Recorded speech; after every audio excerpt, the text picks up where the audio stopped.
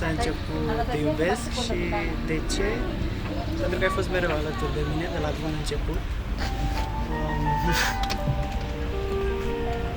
Îmi suporți toate nebuniile și deja m-am bălbuit.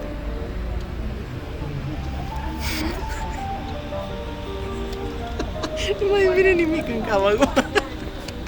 L-am ales să-mi fie soț și iubesc pentru că mă susține în tot ceea ce fac, în tot ce am realizat până acum și am ales să-mi petrec tot restul vieții alături de el și să-mi temeiez o familie. Te iubesc!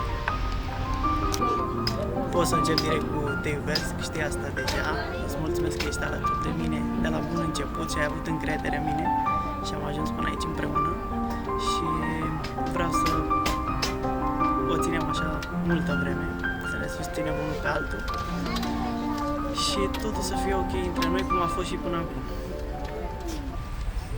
Cetățene Stancu Valentin Cristian, de bunăvoie și nesilit de nimeni, în căsătorie pe cetățeana Sima Florentina Daniela.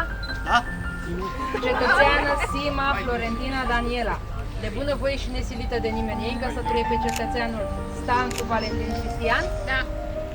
Constat că au fost îndeplinite condițiile cerute de lege pentru încheierea căsătoriei și vă fac cunoscute următoarele dispoziții din Codul Civil.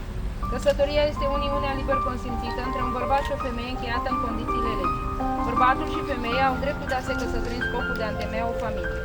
Familia are dreptul la ocrotire din partea societății și a statului.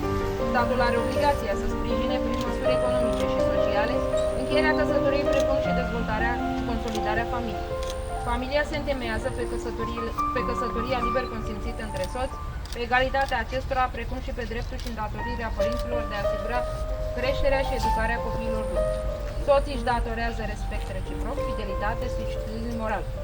Ei au îndatorirea de a locui împreună. Pentru motive temenice, ei pot hotărî să locuiască separat. Soții hotărăsc de comun acord în tot ce privește căsătoria. În urma consimțământului dumneavoastră personal și liber, vă declar căsătoriți. Bravo!